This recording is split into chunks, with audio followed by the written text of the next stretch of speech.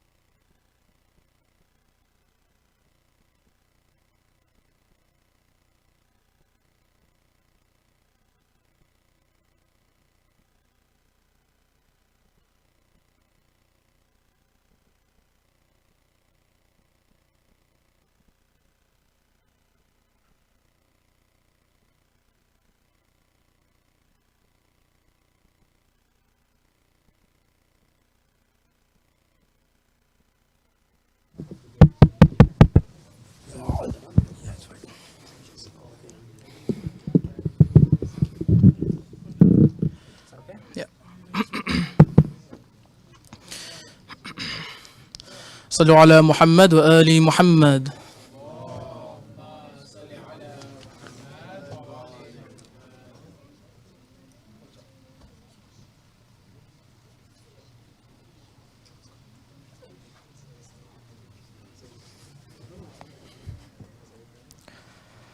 أعوذ بالله من الشيطان الرجيم.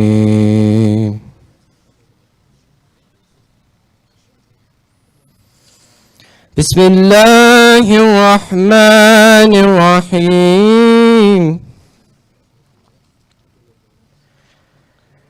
يا أيها الذين آمنوا لا تأكلوا الربا أضعافا مضاعفة واتقوا الله لعلكم تفلحون.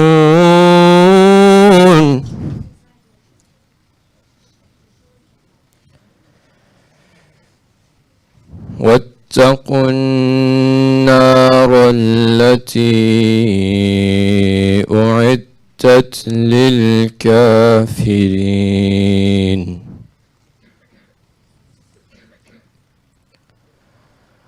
وأطيعوا الله والرسول لعلكم ترحمون.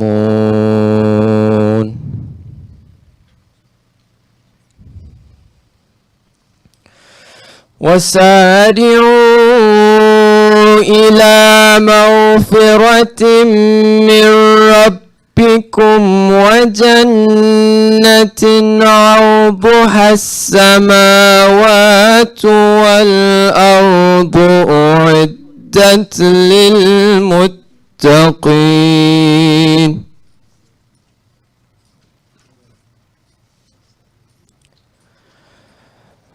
الذين ينفقون في السراء والضراء والكاظمين الغيظ والعافين عن الناس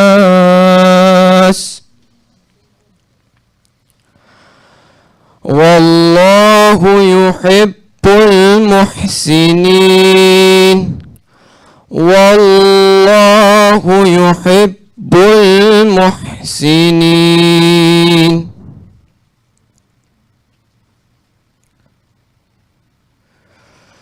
والذين إذا فعلوا فاحشة أو ظلموا أنفسهم ذكروا الله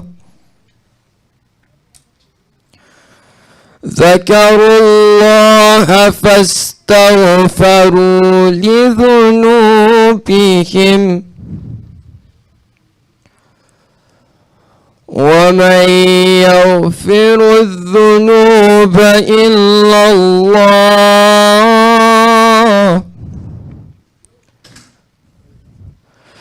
ومن يغفر الذنوب إلا الله ولم يصروا على ما فعلوا وهم يعلمون.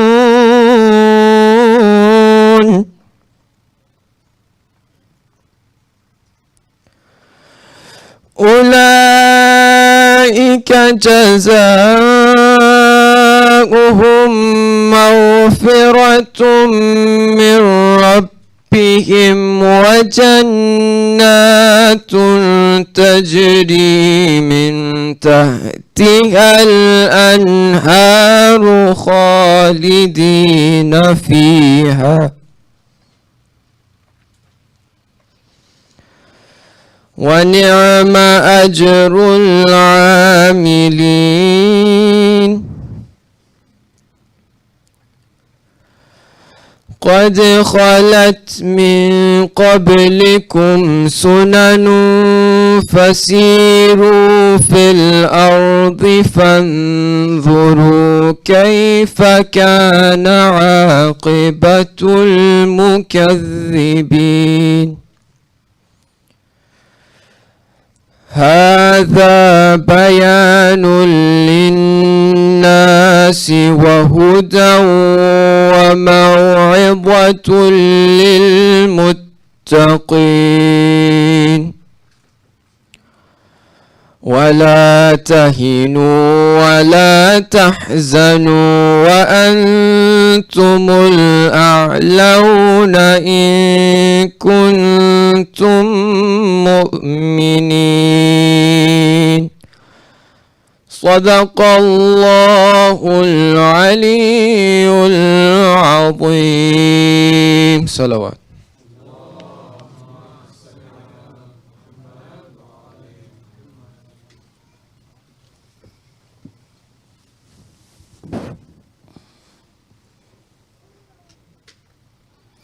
أعوذ بالله من الشيطان الرجيم بسم الله الرحمن الرحيم وصلى الله على محمد وآله الطاهرين اللهم صل على محمد وسارعوا إلى مغفرة من ربكم وجنة عرضها السماوات والأرض أعدت للمتقين. Whenever we read the ayat of the Quran where Allah subhanahu wa ta'ala is addressing a group, or wherever we are reading the ad'iyah, the supplications, where the Ayyam alayhimus salam are mentioning the attributes of Allah, or they're going on about the rewards of the paradise, or the punishments in the hereafter, or that which they fear in this world, or that which they long in this world, go and look at the end. The end is where the Imam, or perhaps in the Quran, where Allah subhanahu wa ta'ala mentions that key point that we're looking for. For example, in the supplications that we read, such as Dua Abu Hamza or Dua Iftitah, the Ayyam alayhimus salam are mentioning a plethora of content. They're talking about how Allah subhanahu wa ta'ala made us and our dependence on Him and that which we are indebted to Him for, etc., etc. Then at the end, the Imam comes and says, and Ya Allah, give me whatever is good in your eyes, not that which I think is good for myself. As an example. In the ayat that our brother read for us today, or in this particular ayah that I want to focus on, Allah subhanahu wa ta'ala mentions that the paradise and the rewards and the rivers are all prepared for al-muttaqeen. So everything that we read before this point was leading up to who is it that will receive all of these rewards? And they are those who have God consciousness. The question we want to pose in our first night is, who are these muttaqeen? What does it mean to have taqwa? In this world where there are multiple ideologies and groups and ways of thinking, where people are calling us to one side or another, one person is calling us towards communism, another towards liberal democracy, another towards feminism, another towards one strand of Islam, and another to another strand of Islam. When we find ourselves in the middle of this very fast sweeping current, it's not easy to just swim against the tide. Unless you're a professional swimmer that has his gear on, you're not going to be able to beat this current. It's just too fast. So when you find yourself in the middle of this hurricane or in the middle of this very fast current, you need to be prepared. Allah subhanahu wa ta'ala is inviting us to adopt taqwa. When you have this guard or this armor on, you're able to enter into the battlefield or into that place where you are in the line of fire yourself, and one, come out alive, and two, bring others out with you. Allah subhanahu wa ta'ala isn't looking for a religion that is contained amongst a certain group of people. We want Islam to spread. And Islam doesn't spread through containment in one spot. Islam spreads through propagation. How can I bring someone else out of a storm if I myself am being swept away by it? Allah subhanahu wa ta'ala in these ayat of Surah Al-Imran is calling us to adopt taqwa. So what is it then? What is this armor that will prevent me from falling victim to the current? And what is it that will help me enter into this stream and pull other people out as well? In these ayat, Allah subhanahu wa ta'ala tells us, before we got to u'iddat lil muttaqeen, He said, وَأَطِيعُوا اللَّهَ وَالرَّسُولَ. Allah subhanahu wa ta'ala tells us, taqwa, that armor that's going to protect you and that's going to help you survive and make others come out alive as well, is when you obey Allah subhanahu wa ta'ala. Meaning, the sharia, the pathway that Allah subhanahu wa ta'ala has placed for you and I, is the way that you will day by day become stronger. Question. So ati'u Allah means to obey Allah. So then why is it that He mentions without any gap, war Rasul? Why is it that Allah subhanahu wa ta'ala says obey Allah and the Messenger as well? You could have left it at Allah. Why add the Rasul? Because when Allah subhanahu wa ta'ala says obey me, He says obeying me isn't defined by what you think obeying me is. Obedience to me isn't what you may perceive religiosity or spirituality to be. Rather, obeying me is obeying the directives given by my messenger. So when the Rasul tells you that a thing is wajib, that's my obedience. And going against that command is going against me. And when he says a certain thing is prohibited, for you to oppose that is to oppose Allah subhanahu wa ta'ala. In conclusion, in order for us to strengthen ourselves, in order to survive these tides and to survive these hurricanes, and in order to bring other people out with us as well, we must obey that which Allah subhanahu wa ta'ala has instructed us to do by following the Sharia of Islam, the do's and the don'ts of the religion. I am fooling myself if I think that another Muharram has come, and alhamdulillah, I have adorned myself in this beautiful black garment, and this suffices. Just the fact that I'm still here. No, you've been invited and you are here, and this is a great blessing. But if I end my life in the same way that I began my bulugh, where I came in, I wore this black garment and I remained the same, that stagnation is in fact regression, my dear sisters and brothers. Insha'Allah, we remain on this path and we adopt taqwa with the barakah of salawat ala Muhammad wa ali Muhammad.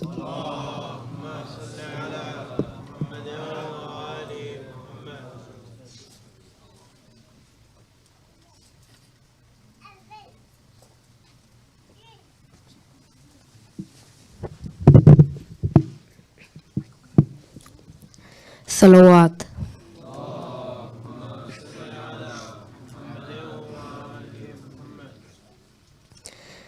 करीम कर बो बला मौजज़ा दिखा दीजिए Karbala याद बहुत आती हैं बुला लीजिए करीम कर बो बला हुसैन आप जो चाहे तो कुछ नहीं मुश्किल तड़प रहा है बहुत कर बला की याद में दिल तड़प रहा है बहुत कर बला की याद में दिल फिर एक बार मुझे करबला दिखा दीजिए करबला याद बहुत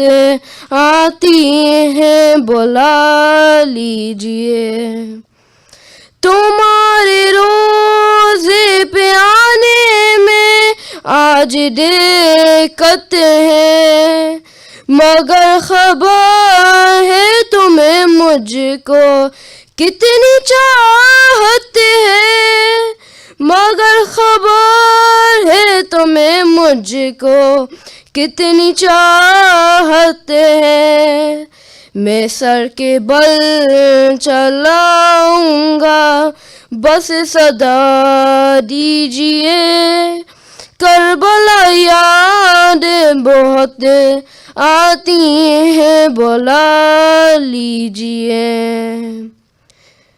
मेरे ख्याल में जब आए दो कते बाजू अलम को देख के आंखों में आ गए आंसू अलम को देख के आँखों में आ गए आंसू तड़प रहा हूँ अलम डार से मिला दीजिए करबला याद बहुत आती हैं बुला लीजिए किसी भी हाल में जाना है रोज़ आशूरा लहू बदन से बहाना है रोज़ आशूरा लहू बदन से बहाना है रोज़ आशूरा है मातमी की सदा फिर हमें सदा दीजिए करबला याद बहुत आती हैं बुला लीजिए करीम कर वो बुला सलवात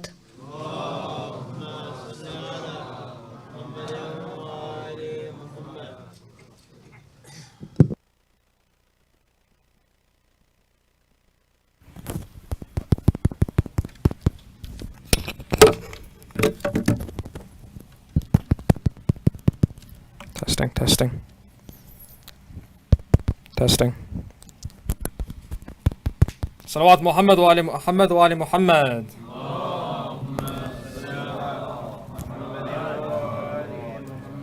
Respected elders, brothers and sisters, Syed, Assalamu alaikum. On behalf of the Mahdi Youth Society, I would like to take this moment to extend our condolences to you all, your families, and the Imam of our time on these nights of azah, these nights of grief, these nights of remembrance of the sacrifices made by Imam Hussein alayhi salam, his family and companions. Alhamdulillah, this year at Al-Mahdi Center, we will be having daily programs for this month. For this first Ashra, we are joined by Syed Zeshum Ahmed for English programs, and for Urdu, we are joined by Maulana Syed Akbar Ali Abdi. English programs will start at 7:30 p.m. Following the English program, we will be taking a break for namaz, and then we resume for the Urdu program after namaz. The itinerary for our English programs is as such. At 7:30 p.m., we begin with the recitation of the Quran, followed by a tafsir. Next, we have Marsiya, Salam, our speech, Noha, Ziyarat, and then, of course, namaz. This year, as I mentioned, we are joined by Syed Zeshum Ahmed. I see a lot of new faces here tonight, so inshallah, I'll be sharing a quick bio of him that is shared yesterday night as well. So Syed Zeshum was born and raised in the US. After a year of university studies, he left to join the Hawza in Qom in the year 2013, where he's been since. He is currently concentrating his studies on fiqh, usul, and philosophy. Syed, thank you so much for taking out the time and accepting this invitation, and inshallah we look forward to your upcoming lectures.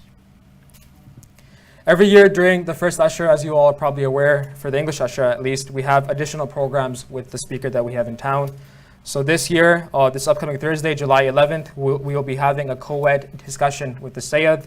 On Friday, July 12th, we will be having a brothers-only discussion. And Saturday, July 13th, we will be having a sisters-only discussion with the Syed.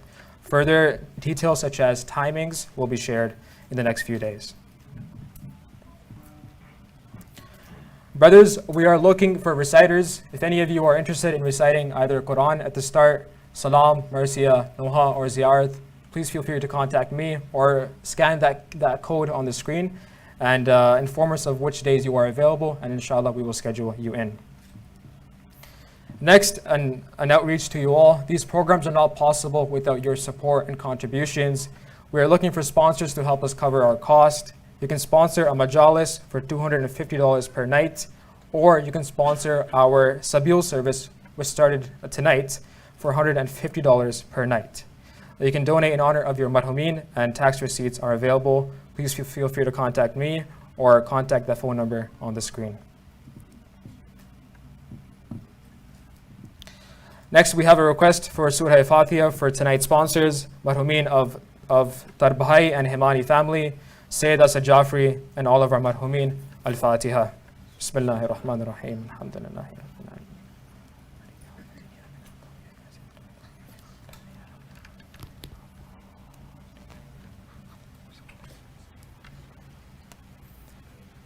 Next, we'll inshallah invite up the Syed. But with that, I would request that you all recite 3 loud salawats. And as you do that, I'm going to request everyone to please stand up and make your way as close as possible to the front. Sallu ala Muhammad wa ali Muhammad.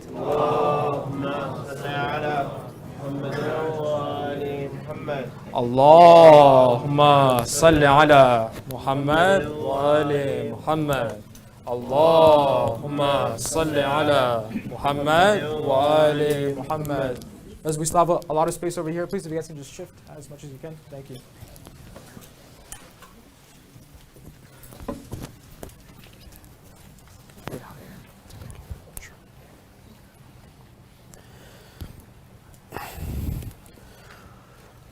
Although we've already recited a Surah Fatiha, a lot of times we don't remember that the road that took us here and brought us to where we are right now was paved by a lot of people that we don't know. That we don't even know that the role that they played in us coming to the place we are right now. Perhaps it's people that built the center, perhaps people who had some sort of effect on our forefathers that brought us to the place and situation we are now. And for that sake, maybe we can just have a general thinking and thought that anyone and all that has a right upon us, and that Allah subhanahu wa ta'ala looks at them and sees that they played a role in us coming to our place as it is now. Inshallah, let's recite another Surah Fatiha for them and all of their marhumin. Bismillahirrahmanirrahim.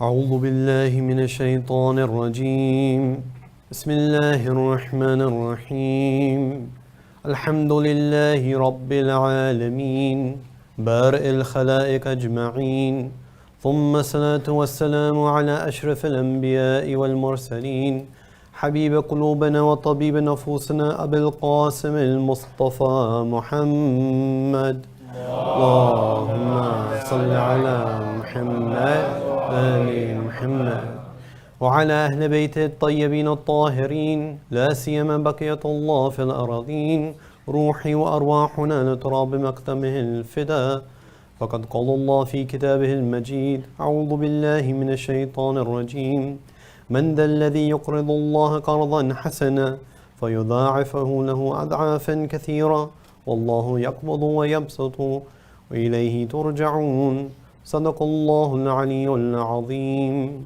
اللهم صل على محمد وآل محمد. For the hastening of the reappearance of our Imam, please recite a louder salawat. اللهم صل على محمد وآل محمد. So we can be among the closest companions of the Imam, the ones who respond to his call without needing to hear his call. Please recite the loudest of salawat. اللهم صل على محمد وآل محمد وعجل الفرج. Again, dear brothers and sisters, it's a great honor for myself to be in front of you. Inshallah, my earnest hope and desire is that Allah subhanahu wa ta'ala puts this as something that's beneficial, at the very least for myself and inshallah for you as well. And we ask Allah subhanahu wa ta'ala that if anything was said, either yesterday, last night, and in the coming nights tonight, that was against His wisdom and against what is true, then He removes it from our hearts and minds and replaces that with what is truly beneficial and takes us closer to our ultimate purpose.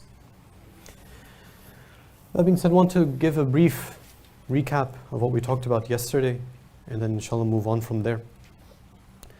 We had talked about how as we come here for displaying and showing and condoling each other and the Imam of our time regarding the musibah and masaib of Karbala and what happened to Imam Hussein alayhi salam, that this display of love and emotion that we have is only real if it brings about change within ourselves.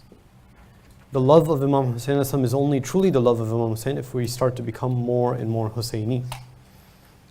If we see that that's not happening, that our actions are becoming less and less like our Imam, then we have to question ourselves if we actually even have any love for that Imam. The first step to having love for anything is to have some level of awareness of that person, that thing. If you don't know it, if you don't know a person, if you don't know anything about them, then you can't really love them. You can't have any real attachment to them. It's not possible. What you in fact have, if you have some sort of love or infatuation, it's with a mental construct. It's a false image of that person. It's not the real person that's there. And so we need to know our Imams.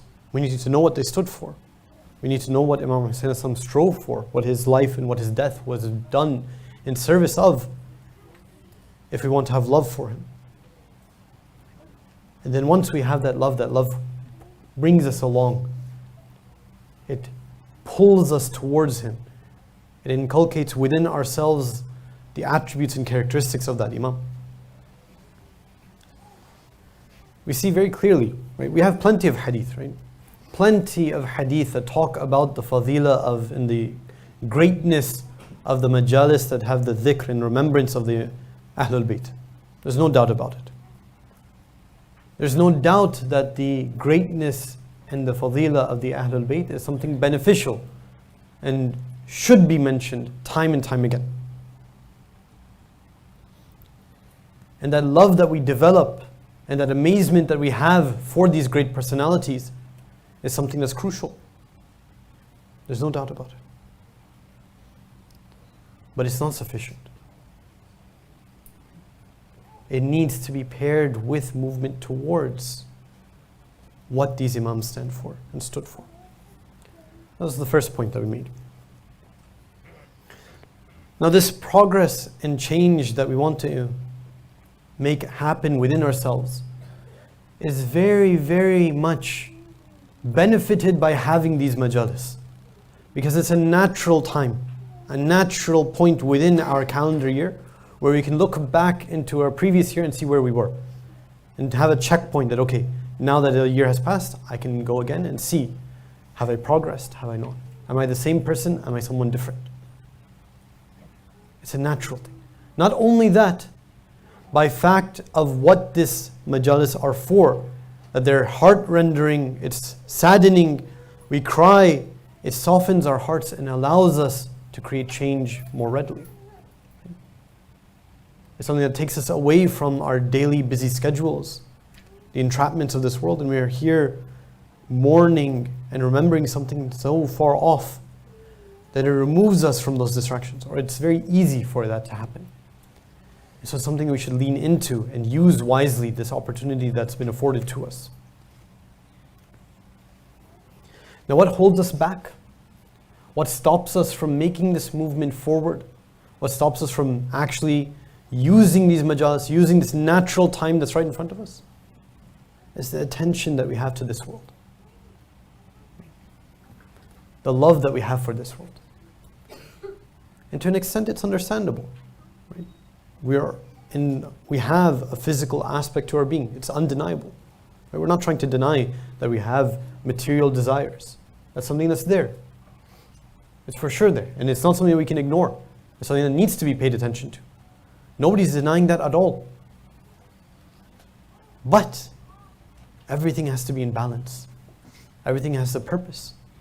And we accept this naturally. If you take out religion from the picture for a moment, naturally almost everyone around the world will accept this to one degree or another. That the material things that you have in this world are not enough on their own. It has to serve some sort of purpose, some goal. If there's no goal that you have, then in and of itself, it doesn't fill you, it doesn't satisfy you. It's when it's attached to something done for a purpose that it gives some level of satisfaction. But riches for the sake of riches, it doesn't give you anything. Which is why you see plenty of people who are very wealthy and well off and seemingly have a very good life. Right? You should put that in quotation marks. They're depressed. They don't live very happy lives, so to speak. And as, stereotypical and well used the phrase might be, but money doesn't buy happiness. And it's true. I'm not saying it's irrelevant, But it on its own is not enough. Even if you're not even thinking about religion. Think about it from this perspective. If I were to tell you that you can get an amazing job, with amazing pay, all of the sort of benefits that you could imagine, and you don't have to go to university. And if you go to university, it's not going to advantage you in any particular way. Right? Sure, you'll get a degree, you'll have a piece of paper that said you graduated. But in terms of your progress in life, in terms of the status that you have in front of people, in terms of monetary gain, it gives you nothing. Again, I'm not actually saying that, I'm saying assume that. Who would go and get a degree? Who would spend money and effort and years after years of studying and all of that difficulty to get a degree? Right? If you want to know things, you can learn things without the degree, right? You don't have to get a piece of paper that says it, right? And if you wanted the job, then you could get the job without it. If you wanted the status, according to this scenario, you would have the status without it. The degree mattered because of what it afforded you, what it opened up in terms of opportunities for you going forward. But if it was without any purpose, inherently, it didn't give anything. Our whole lives in some way are like that. Every single moment of our life is like that. There should be a purpose. And if we're not paying attention to that purpose, right, then we'll see that our lives start to compartmentalize. We have an aspect of our life that's in the center. Right? An aspect of our life that's, when we're with our parents or with other elders of our family. An aspect of our life when we're not with them, when we're with our friends. Right? And if you look at the person, it's comprised with all of these different things, and it doesn't look like it's one person. Right? It looks like it's 3 different people, 4 different people, all crammed into one. And sooner or later, one of those things will overwhelm the others. And this is the reality, right? The reality, of people who have grown up in the West, raised in the West. Myself, I grew up, raised in the West. I went to public school. Right?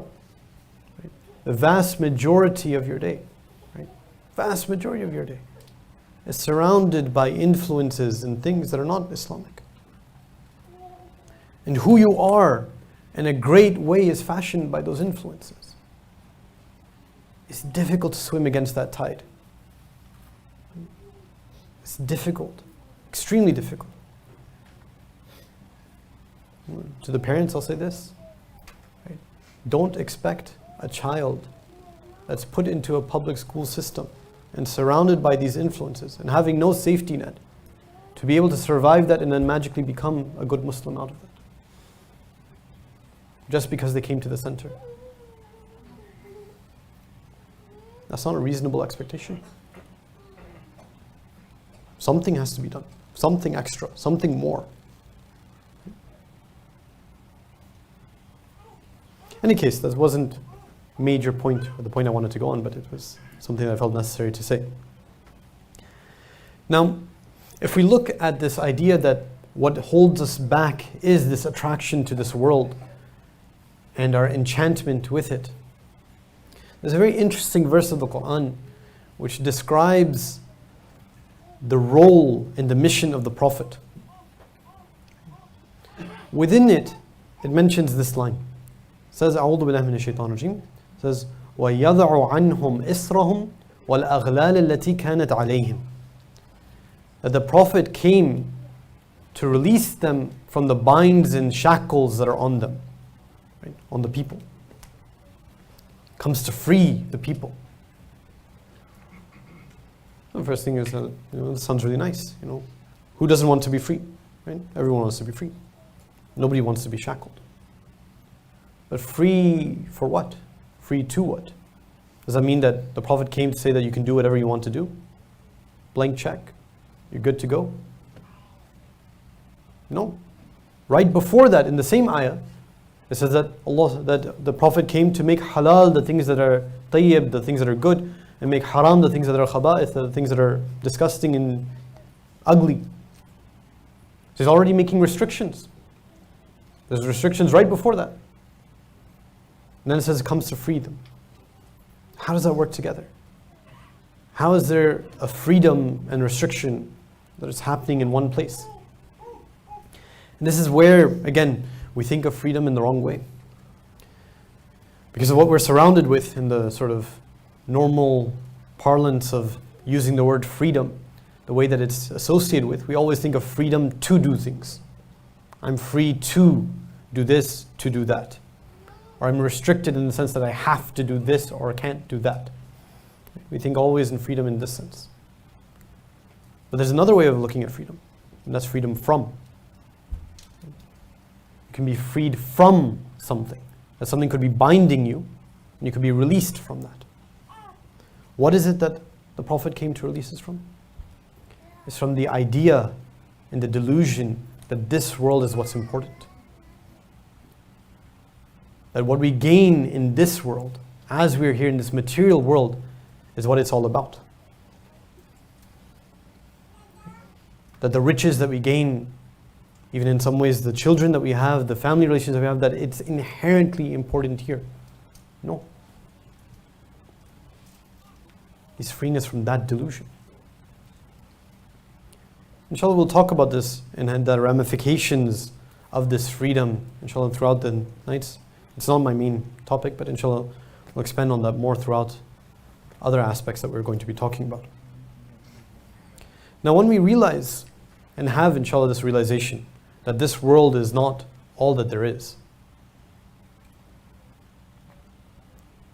let me take another small divergence here. This realization of having and accepting beliefs in our religion is not something that can be taught. Right? To a certain level, yes, teaching is required. Right? You have to learn about religion. It makes sense. Someone has to tell you about the tenets of religion, prove things to you. All those things are there.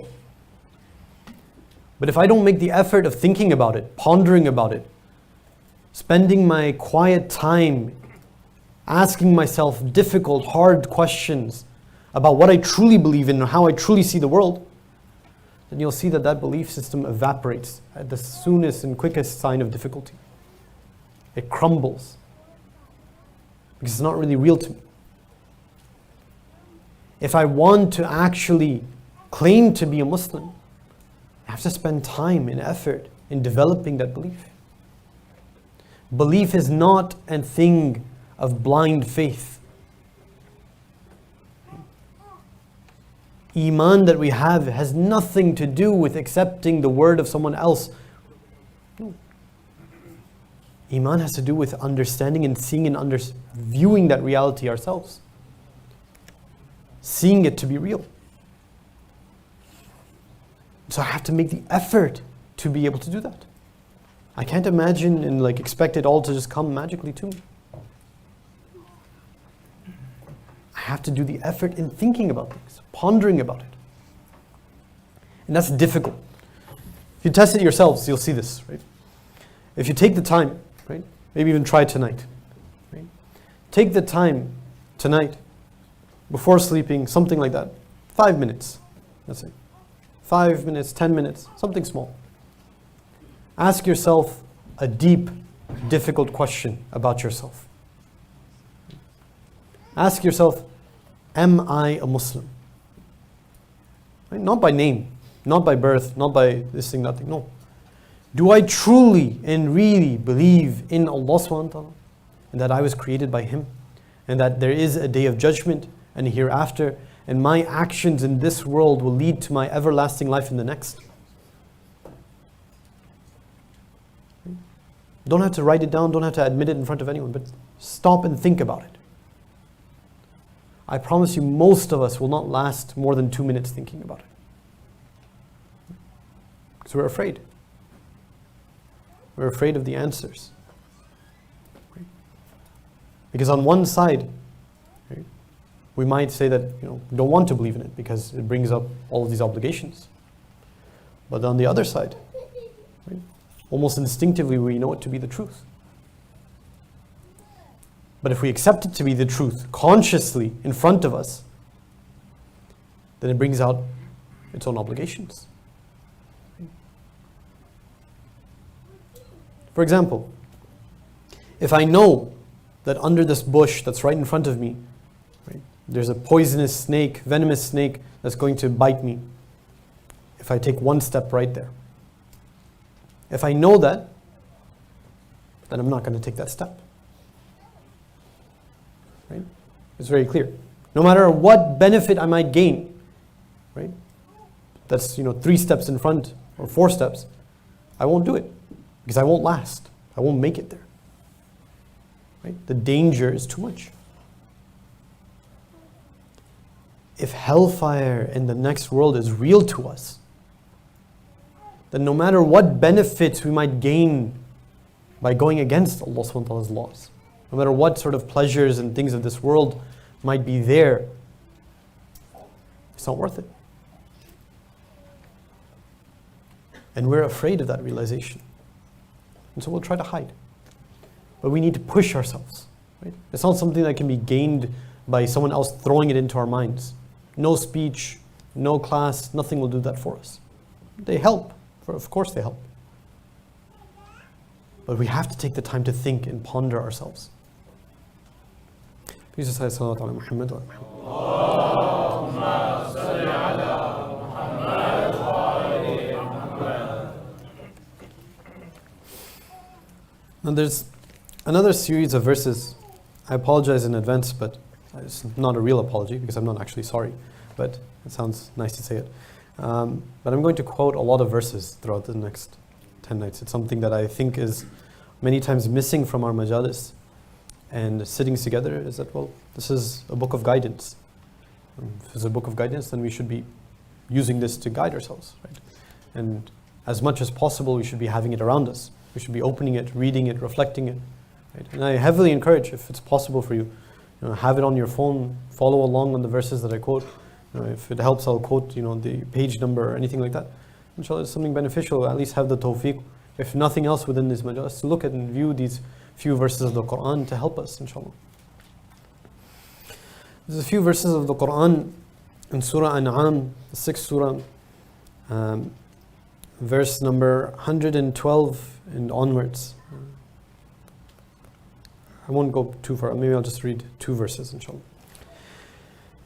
It says, أعوذ بالله من الشيطان الرجيم وكذلك جعلنا لكل نبي عدوا شياطين الإنس والجن يوحي بعضهم إلى بعض زخرف القول غرورا. It says, and similarly, and don't want to explain too much about what the similar thing is, it'll take too long and distract from the main point. It says that we have made for every prophet enemies that are the shayateen, right? It's in plural, the shaitans with an S at the end, from among the humans and the jinn. And these humans and jinn that are these enemies, it says, يُوحِي بَعْضُهُمْ إِلَى بَعْضٍ زُخْرُفَ الْقَوْلِ. Says that they whisper to each other, زُخْرُفَ الْقَوْلِ, these deceptive, charming words. Let's skip to the next verse.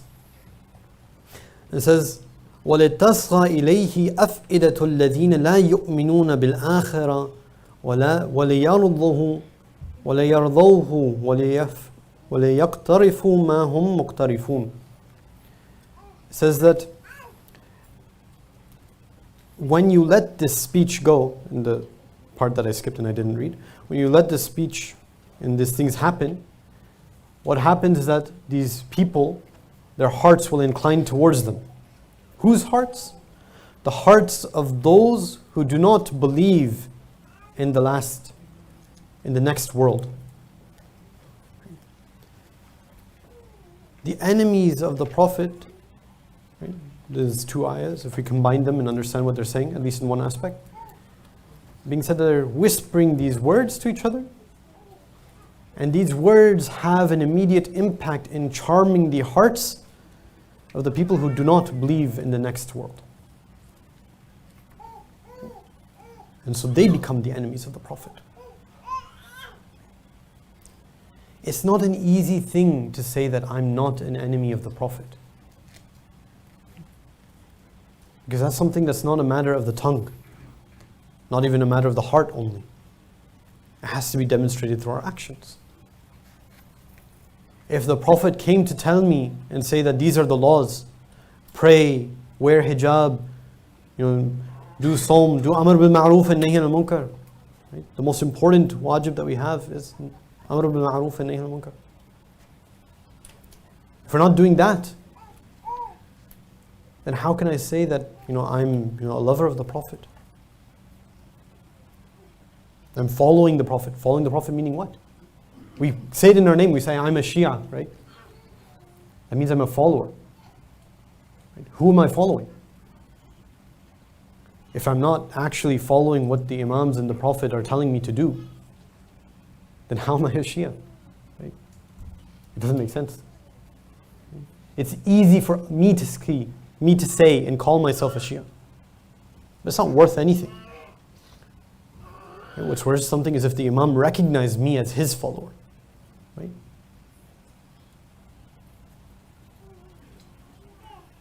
That's something that's worth something. That's something that's real. So I want to gain that. That's what I want to gain. Again, it doesn't happen easily. It has to be worked for. Now, if we look at what happens when we don't have the right worldview, when we look at, for example, this world is all that there is. Right? And for most of us, alhamdulillah, that doesn't happen very overtly. But it does happen a lot of times more subtly throughout our lives, other in various aspects of our lives. What happens?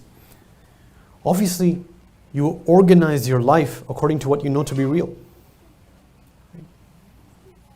If you don't actually believe in something to be real, then it's not going to have much bearing on your decisions. If you read Harry Potter and you know that it's a fiction, or watch the movie, you know that it's a fiction thing, no matter how many spells you learn, it's not going to really have any impact on your decisions. Hopefully it doesn't. Hopefully it doesn't.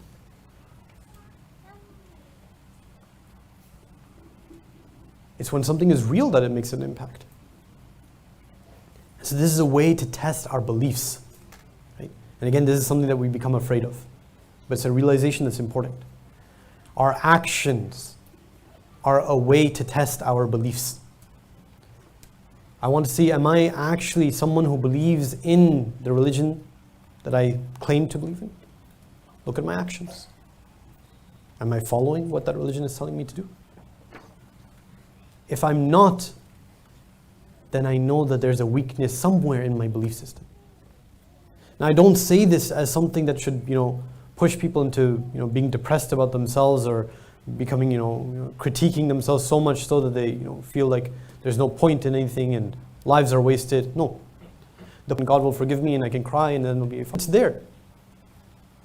It's not even something recent. There. It's not even something recent, right, that these things have been developed and talked about. They've been there. They're available. Yes, it might require.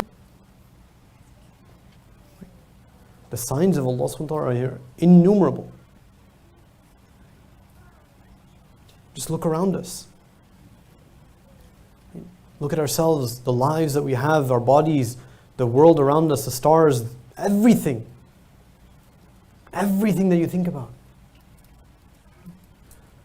Some people say that, it was so easy for the people at the time of the Prophet. Obviously they believe.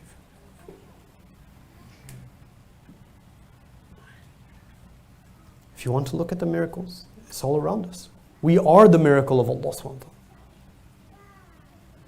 Could you imagine someone, anything, creating anything from nothing? Without having any previous substance, energy, anything before that? It's not something that we can make sense of. The very fact of our existence, the very fact of the existence of the universe is in itself a miracle. Something that cannot be repeated, cannot be done other than by Allah subhanahu wa ta'ala. If we think about it, the signs are clear. Now, if we want to go forward on this, we see that people who didn't have this worldview, right, and accept that there is a next world, or didn't have it real enough to them, there's a dramatic impact on their decision making. Right? And it's not, as we said, it's not black and white. It's not either like, I'm Muslim 100% or disbelieve in Islam 100%. No, there's a gradient. We see that within the event of Karbala and Ashura itself. Right? Look at Umar ibn Sa'd. He says himself, what is narrated from him, that on one side I see heaven, on the other side I see hell. But what can I do? I want the governance of right. He says it, he realizes it. It's not like it's something hidden. He realizes it.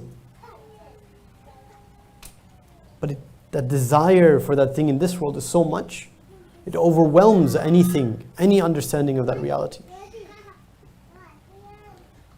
And we can think to ourselves, we see that in our own lives. Any time that I commit a sin, the same thing is happening.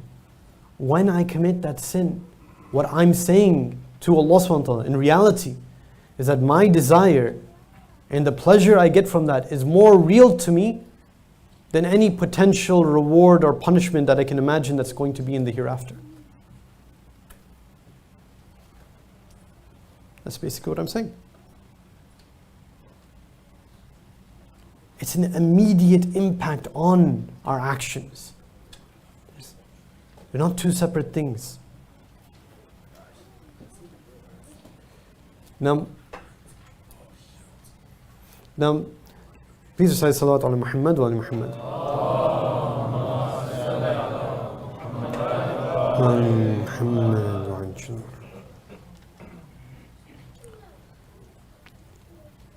There's other examples that we can give too. One of the examples that might be more striking for ourselves, in the sense that unfortunately we might identify with this person more. Umar ibn Sa'd, inshallah, we don't identify with. Inshallah, we see that decision at the very least we wouldn't make. But this person, perhaps we'd make a decision like him. There's another person in this event of Karbala by the name of Ubaydullah ibn Hur al-Ju'fi. Very famous story. In case anyone hasn't, I'll very briefly say the story. He's someone who is, seen when Hur was taking Imam Hussein and pushing them towards Karbala. They came across this person, Ubaydullah ibn Hur al-Ju'fi, who had escaped from Kufa. And Imam Hussein calls him. Right? He sees him and he calls him. So the invitation is from Imam Hussein himself. It's narrated, they calls him, and then he says that, look, this Ubaydullah ibn Hur al-Ju'fi is saying that, look, I know that you're on the truth. I know whatever you're doing, the truth is with you. But I'm looking at things, and me being there or not being there is not really going to change anything. Right? The numbers are against you. Right? Me as one person, I can't do anything. But what I do have is a horse. And this horse has never lost in any race. Right? This horse has never lost. So if you need to escape or run away, you can take my horse. Right? Imam says, or is reported to say that, look, I'm not inviting you for me. I'm inviting you for you. It's for your sake. But this is the idea. Right? The idea was that this world, the benefit, he wasn't ready to let go of this world. As much as we constantly keep on saying and praying for the return of our own Imam, again and again, how many of us are actually willing to sacrifice everything that we have for that Imam? This isn't a matter of slogans and saying things and chanting things to each other. No. We're talking real. Let's be honest with each other, with ourselves. If the Imam was here right now and demanded for me to go, leave this instant, no time for preparation, no hesitancy, right now, would we be ready? Would our families be able to handle it? Would they be willing to accept it? Leaving them, having that sacrifice.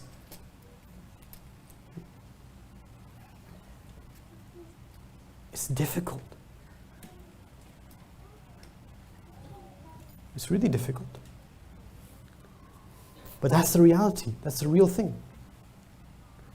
The verse in the Quran that I quoted in the very beginning, and I quoted it last night as well, but I was unable to reach the point of talking about it. In fact, I'm about to run out of time and not manage to talk about it today either. But very briefly, it says, مَنْ ذَا الَّذِي يُقْرِضُ اللَّهَ قَرْضًا حَسَنًا. Who is the one who is ready to give Allah subhanahu wa ta'ala a good loan? And in response, فَيُضَاعِفَهُ لَهُ أَضْعَافًا كَثِيرًا. In response, it'll multiply many times. What is a loan? When you give a loan to someone, the original amount that you give is kept safe. It's not buying. Buying, you lose what you have and you gain something else. A loan, you don't even lose that first part.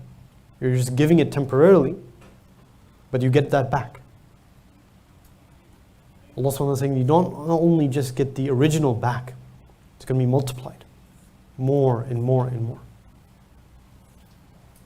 That's the trade that we can accomplish in this world, that Allah subhanahu wa ta'ala is offering to us. Abide by Allah subhanahu wa ta'ala and what He asks of us. And it's in our own self-interest. None of the benefit returns to Allah. It's not for Him, it's for us. He's absolute. Our prayers don't help Him, our sins don't harm Him. Nothing affects Him. He's beyond us. Everything that He asks for is for us. So it's a loan. We get back all of our efforts. Everything that we've expended, it's not a loss, it's all gain. There's no more beneficial trade or transaction that we can make than that. But that talk, it's easy to do. What's difficult is to actually practically arrange our lives like that.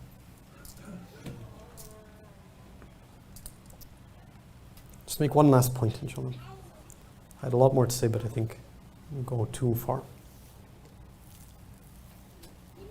Sometimes the effect of looking at the world differently, as I mentioned, is a lot more subtle than we think it is. For example, look at the various different sort of occupations or things that we might study. Right? In the humanities, right, we can see a very stark difference between something that's based on Islam and an Islamic understanding of reality and something that's not. The starkest example of that is probably in psychology. Where in psychology you're looking at the psyche of the person and you're trying to find a way in the various different definitions of the field and how to get them back to balance or how to solve various issues or whatnot. That might be the definition. But obviously that's based on an understanding of what a human is. A secular understanding of a human will be divorced from any understanding of the soul. It'll be looking at the human as a material being. Perhaps looking at all of the imbalances as reflections of various brain chemistry and things like that. Which again, I'm not denying that it's there. But it's not looking at the soul. And so there's a very stark difference that we can see this. I'm not saying that everything that you would learn in that is not beneficial. I'm not saying that at all. I'm not trying to make any judgment about the field at all. I'm just trying to demonstrate that it's something that obviously would make a difference if you were to base it on an Islamic understanding of reality versus not. What about other things? Look at the field of finance. Right? Things that are in finance, right? You might say that, okay, well, money is money.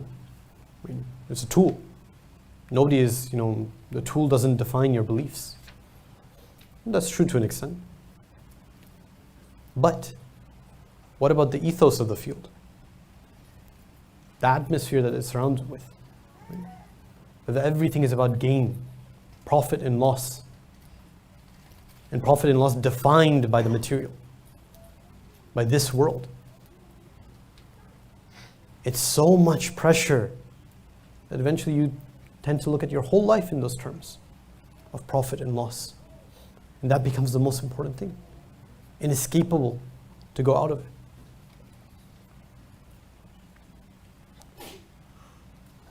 Inshallah, I'll stop here. I'll mention one small story and then inshallah, mention a few words of musibah. There's more to say about these fields of study. Inshallah, we'll continue tomorrow, inshallah, if Allah SWT gives us the tawfiq. But just stop here for a moment. Last time when I was entering the United States from Iran, not this past time that I came, but I came for tabligh in the month of Ramadan. Alhamdulillah, we have the tawfiq of having conversations with the people in the border a lot. They keep us in rooms for several hours and talk to us. So this time, the first gentleman that stopped me, it was before I even got to the room in the back. It was in that, the first person that you talk to when you're entering the US, someone scans your passport and then tells you to go into the room in the back. He asked me, what do I do in Iran? And I told him that, I study. He asked me how long I've been studying. I said I've been studying for about 11 years now. And then he said, what's your plan after that? And I said, I honestly don't know. I don't know what I'm going to do after. I don't have some precise plan or anything. Then he told me that, you're going to have to do something. And I responded, I was like, do I? Right? Is it the case that learning, the purpose of learning, of becoming aware of reality, is to then use that to gain something from it? To then gain material from it? Is the utility of knowledge and awareness of reality purely material gain? Money? If that's what it is, then we're basically become slaves of this world. Our minds have become slaves of this world. Because the limit of what we can understand is going to be in profit and loss. Reality is much more than that. Our purpose is to understand reality, not because it's something that will lead to some other gain. No. In some ways, real understanding of reality is the goal itself. We have an account of history where Imam Hussein goes out to his companions and he says, Ya ayyuhan nas, ma khalaqa Allah al-ibad illa liya'rafuh. That Allah SWT did not create His servants except to become aware of Him. فَإِذَا عَرَفُوا عَبَدُوا. Once they become aware of Him, they'll worship Him. فَإِذَا عَبَدُوا استغنى بعبادتي عن عبادة ما سواه. They worship Him, they'll become needless of worshipping anything else through that worship. What does that mean? If you look at it from the opposite, it means that if I'm not worshipping Allah, then I am worshipping something else. I've chained myself to something else, whether I'm cognizant of it or not.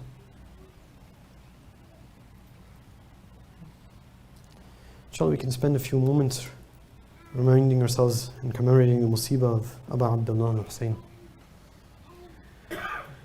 السلام عليك يا أبا عبد الله وعلى الأرواح التي حلت بفنائك عليك مني سلام الله أبدا ما بقيت وبقي الليل والنهار ولا جعله الله آخر العهد مني لزيارتكم السلام على الحسين وعلى علي بن الحسين وعلى أولاد الحسين وعلى أصحاب الحسين.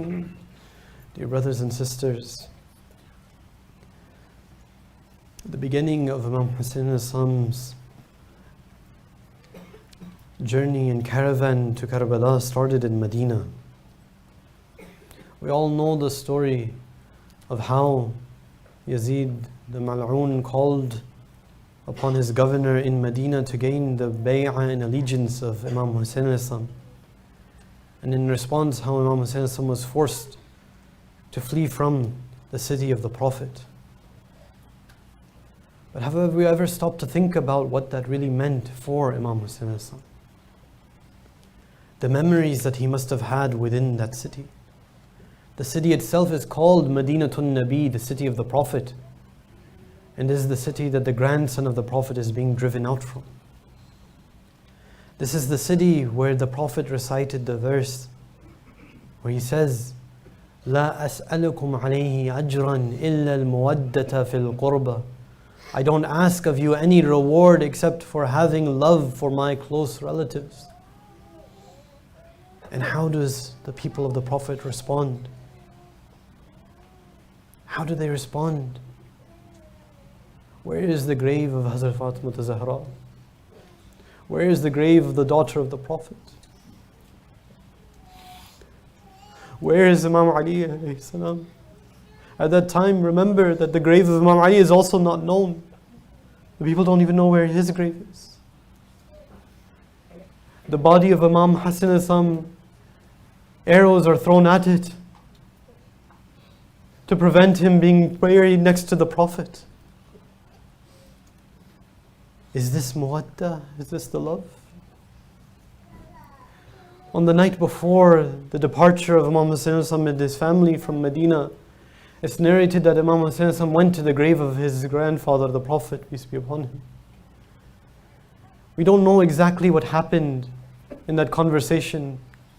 Perhaps he complained about these people and their enmity towards him. Whatever happened, what is narrated is that Imam Hussein al-Islam fell to sleep or became unconscious and had a dream in which he saw the Prophet. And in one account, the Prophet says to him, Ya bunayya, O my son, I see you murammalun bid-dama, I see you covered in blood. O my son, your father, your mother, your brother are calling for you, waiting for you. But shahadat is a necessary condition for you to come.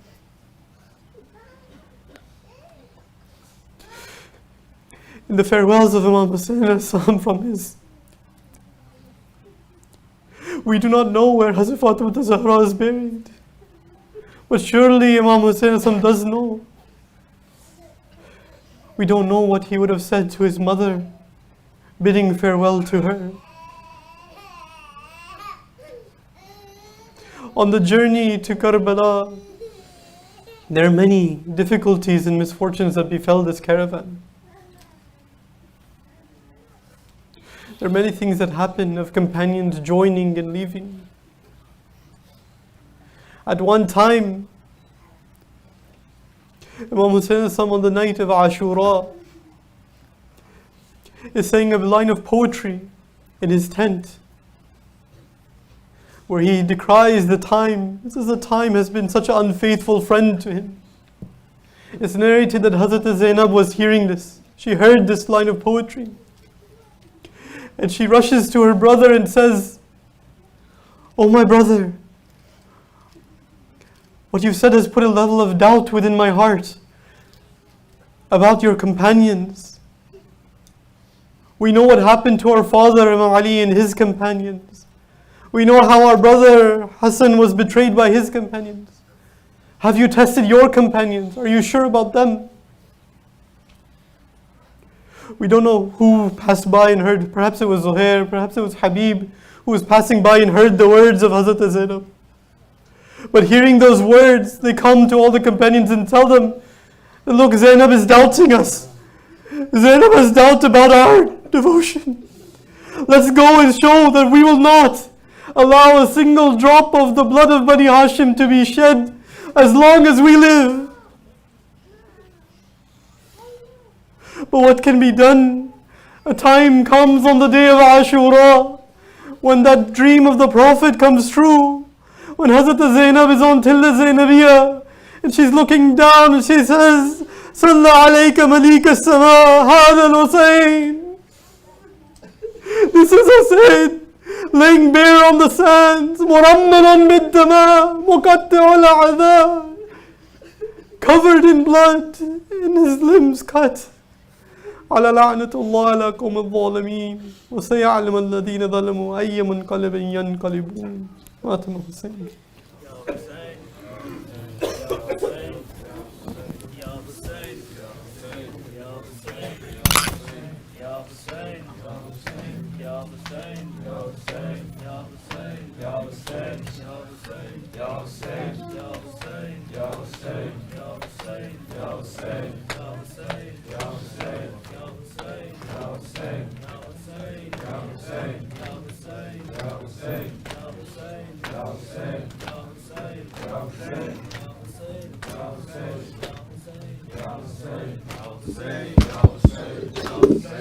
Hussein, Ya Hussein, Ya Hussein, Ya Hussein, Ya Hussein, Ya Hussein, Ya Hussein, Ya Hussein. اے چاند محرم کے تو بدلی میں چلا جا, اے چاند محرم کے تو بدلی میں چلا جا, اے چاند محرم کے تو بدلی میں چلا جا, اے چاند محرم کے تو بدلی میں چلا جا.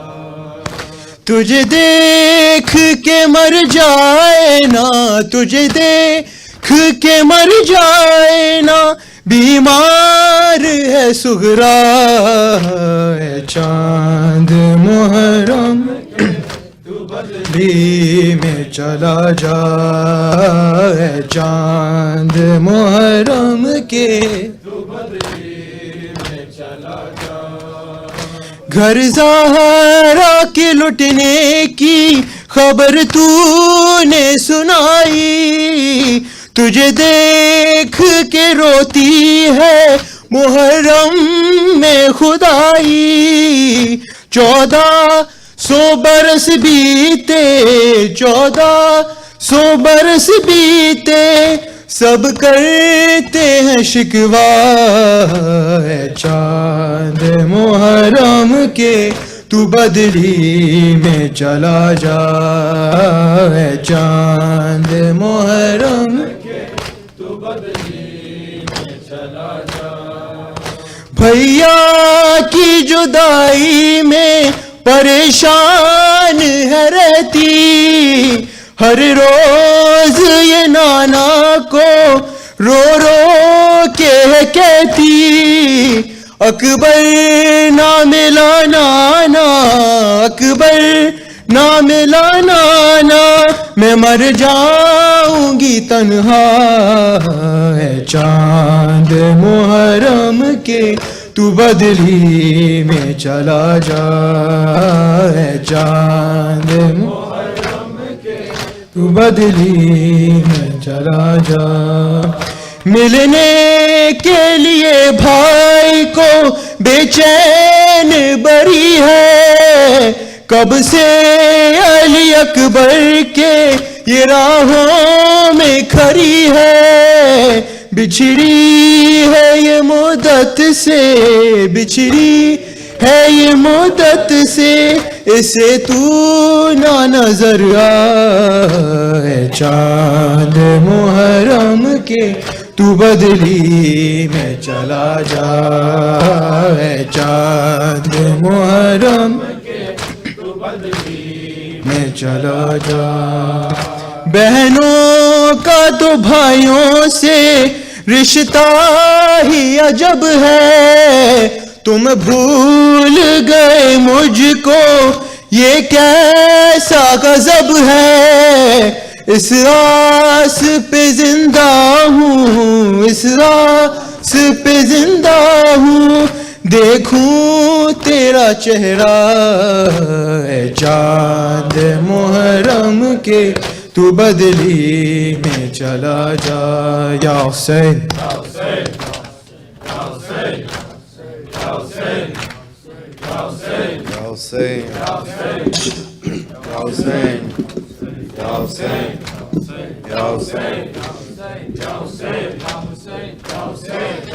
کربلا والوں پہ یہ کیسا محرم آیا کربلا والوں پہ یہ کیسا محرم آیا کربلا والوں پہ یہ کیسا محرم آیا کربلا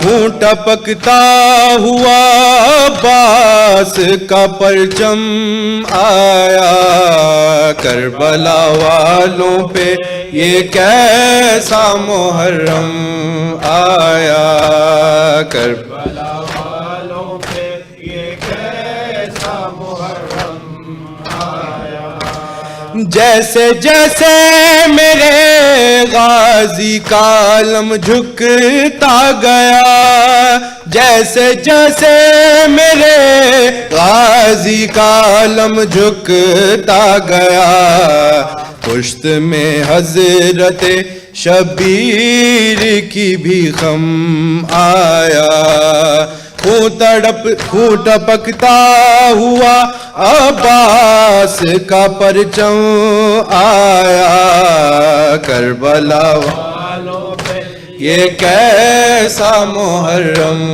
آیا کربلا والوں پہ یہ کیسا محرم آیا کربلا دیکھ لے اسلام بچانے کے لیے کربلا دیکھ لے اسلام بچانے کے لیے سات کنبے کو لیے وارث آدم آیا خون ٹپکتا ہوا عباس کا پرچم آیا کربلا والوں پہ یہ کیسا محرم آیا کربلا والوں پہ یہ کیسا محرم آیا ظالموں اس کو تو دو بوند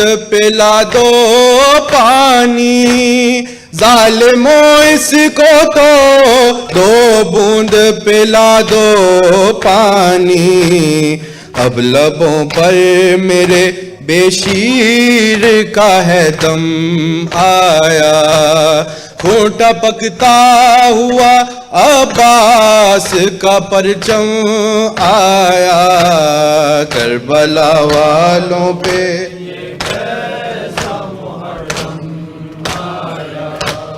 کربلا والوں پہ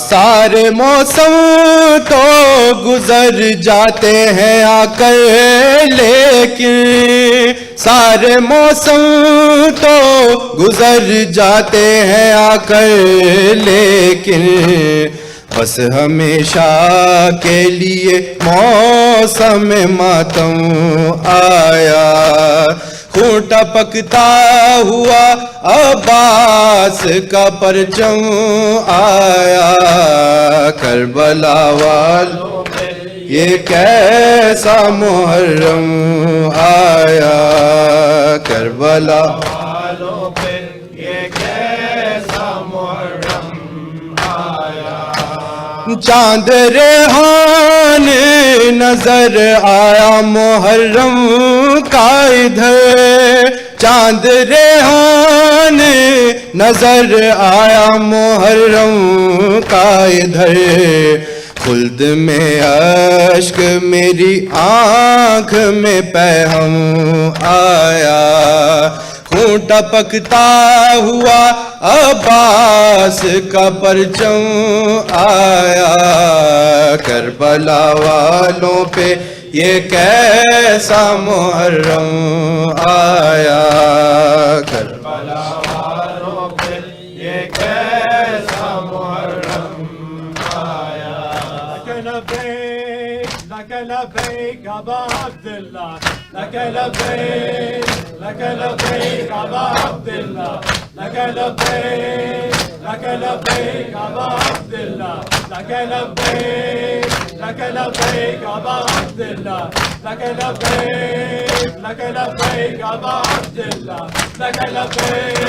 لك لبيك أبا عبد الله لك لبيك أبا عبد الله يا حسين يا حسين يا حسين يا حسين يا حسين يا حسين يا حسين يا حسين صلوا على محمد وآل محمد اللهم صل على محمد وآل محمد.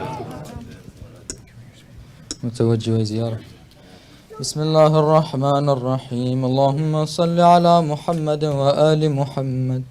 السلام عليك يا رسول الله، السلام عليك يا أمير المؤمنين، السلام عليك يا فاطمة الزهراء سيدة نساء العالمين، السلام عليك يا خديجة الكبرى أم المؤمنين، السلام عليك يا حسن المجتبى زيارة وارث، السلام عليك يا وارث آدم صفوة الله، السلام عليك يا وارث نوح النبي الله، السلام عليك يا وارث إبراهيم خليل الله، السلام عليك يا وارث موسى كليم الله، السلام عليك يا وارث عيسى روح الله، السلام عليك يا وارث محمد حبيب الله، السلام عليك يا وارث أمير المؤمنين عليه السلام ولي الله، السلام عليك يا ابن محمد المصطفى، السلام عليك يا ابن علي المرتضى، السلام عليك يا ابن فاطمة الزهراء، السلام عليك يا ابن خديجة الكبرى،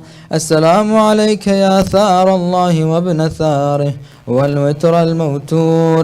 أشهد أنك قد أقمت الصلاة وآتيت الزكاة وأمرت بالمعروف ونهيت عن المنكر وأطعت الله ورسوله حتى أتاك اليقين، فلعن الله أمة قتلتك ولعن الله أمة ظلمتك ولعن الله أمة سمعت بذلك فرضيت به.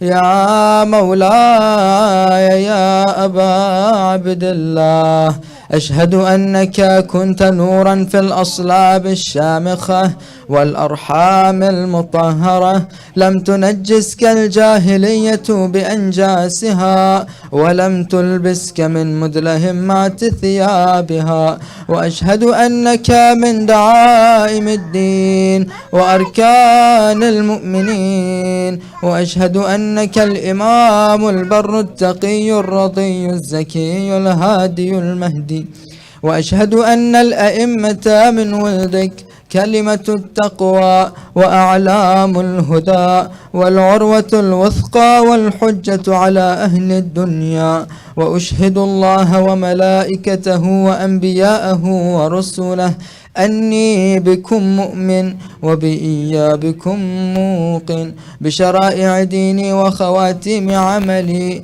وقلبي لقلبكم سلم وأمري لأمركم متبع.